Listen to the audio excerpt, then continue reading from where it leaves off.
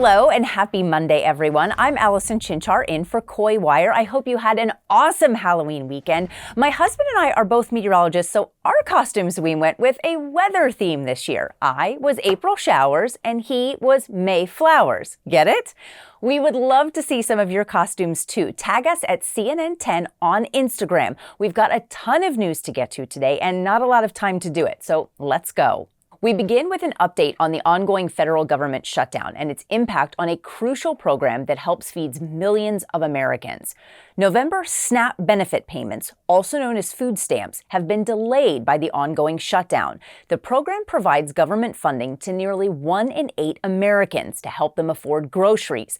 The delay has left many of them unsure if they will be able to feed their families if the money is not restored. I'm very concerned. I don't know what I'm going to do. I'm at every food bank I can find to keep my kitchen full for my children. It would be a matter of, do we eat or do we pay rent? And right now, the way things are going, it looks like, you know what, let's just pay rent. Now, according to the USDA data, 12% of the U.S. population, nearly 42 million people, rely on the program. Nearly 3/4 of the households that rely on the benefits fall below the federal poverty level, and many of the recipients are children or elderly individuals. 2 federal judges have ordered the Trump administration to use emergency funds to provide at least partial benefits, but it remains unclear when and how that could happen. The uncertainty has left many recipients turning to food pantries and other community food assistance programs, but those groups have also been under pressure from rising food prices and increased need in recent years. We have seen a significant jump in need just in the last week here in particular, and this is on top of already sort of historic need that we were responding to. Multiple state governments have said they will pour millions of dollars into their emergency food programs in the meantime, but it will be far less than the typical federal funding in most cases. Turning now to Jamaica, where communities are just now able to return home after last week's direct hit from Hurricane Melissa. The Category 5 storm left a trail of devastation as it tore across the island, completely leveling some communities. Our David Culver is on the ground and got a first-hand look at the recovery efforts underway. Now, where we're headed is towards Black River, and that's an area that you've seen a lot of the devastation of some of the homes that have just been totally decimated. And the folks who are on this path headed the direction that we're going, and we can walk just a little bit here to keep traffic going, are folks who are, many of them, going back to their homes for the first time or what's left of their homes. You've got others who are bringing supplies with them, and others who are bringing communication devices to try to see if they can get to individuals who they've not been able to be in touch with so far. Now, here we are several days out after this storm, and you're at a point where the adrenaline has started to wear down, the shock has started to subside, and reality is starting to sink in.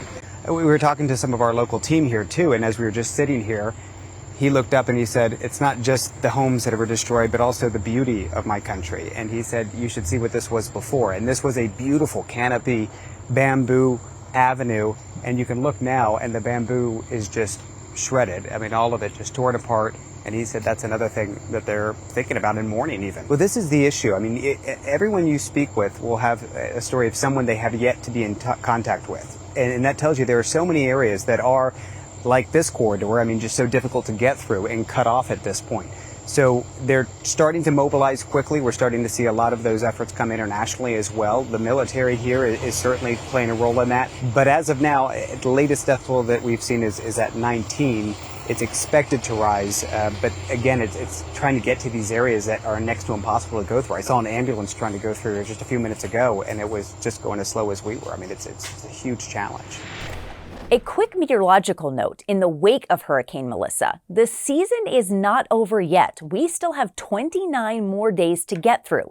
Atlantic hurricane season typically sees an average of 14 named storms. As of now, we are at 13. Time for 10-second trivia. During the Dia de los Muertos holiday, what do marigold flowers represent? The fragility of life, wealth and good fortune, the sun, or friendship? If you said the sun, you're on fire. Marigolds, or cempasúchil, are placed on altars or around grave sites to represent the sun and the path that guides spirits back to their loved ones. If you've seen the Pixar movie Coco, you may be familiar with Dia de los Muertos, or Day of the Dead, which took place this past Saturday and Sunday. It is a Mexican holiday that celebrates and honors the lives of loved ones and pets who have passed away. But instead of being sad or a scary occasion, it's a joyful celebration that welcomes the spirits of the dead back into the world of the living for a short period of time.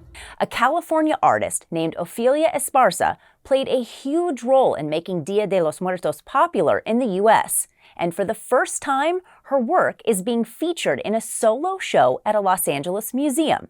Check this out. I'm a first generation here. My mother came from Mexico. This was a practice my mother had at home. She had it all year long, but for the special days like Dia de los Muertos, she would dress it up with flowers from her garden, with a candle. The altar is the centerpiece. If people have a photograph, if not, also a token or a memento of that person's life. The marigold flower, it reflects the sun, of course, but also its aroma beckons the soul to that here we are, ready, waiting for you with our ofrenda. When I started doing public altars was first at Self-Help Graphics, the art center in East Los Angeles, but it wasn't really widespread known, and it has grown over the years. I just have continued it for so many years since I first started in around 1979. This is the first for Ofelia, and for us it was important to highlight all aspects of her career. In the gallery we see almost 7 decades of art making, right? Drawings, paintings, printmaking, in addition to 7 altars or ofrendas that we've recreated in the exhibition. It is such a tremendous honor, especially in my own community. We feel very strongly that Ofelia and her work has fundamentally transformed the story of American art and culture through her work as an altar maker, as well as a visual artist and a teacher. Especially this year, the ofrenda is really a significant endeavor because our community is hurting, but it has come together in a way that is empowering. If you've ever wanted to walk the same path as some of history's most powerful emperors, you'll soon have the chance. A 2,000-year-old tunnel below Rome's famed Coliseum is set to open to the public this month. The subterranean path, called the Passage of Commodus, was used by emperors to enter and exit the Coliseum unseen by the public. That includes its namesake, Commodus, who was famously portrayed by Joaquin Phoenix in Ridley Scott's Gladiator. Some historians even believe the tunnel is the site of a failed assassination attempt against the emperor. The restoration was done using the same methods and materials the Romans originally used. Talk about a colossal undertaking.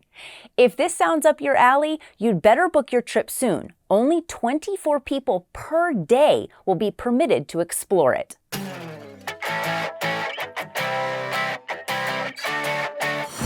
Today's story getting a 10 out of 10, a monkey on the loose. And could it be more fitting that it happened in a Spirit Halloween store? Take a look. On the call, there's a monkey running around. There he is right there. Not a costume or a prank. Police in Plano, Texas were called to the costume store this week to find, as body camera footage shows, a spider monkey swinging from the rafters. Literally. And just generally running loose throughout the store. Plot twist? Turns out it was someone's pet who got spooked by the decorations. Animal control was already on the way when they finally were able to entice the monkey with a cookie to, well, stop monkeying around. Is that your monkey? Okay. You got a leash for it? Yeah. Okay, let's put it on. Neither monkey, nor officer, nor trick-or-treater was hurt in the making of this story. All right, superstars, that's all the time we have for today, but let's get you some shout outs. This first one is going to Mrs. Levitt from Chester Academy in Chester, New Hampshire. Thank you for being such a loyal viewer of the show.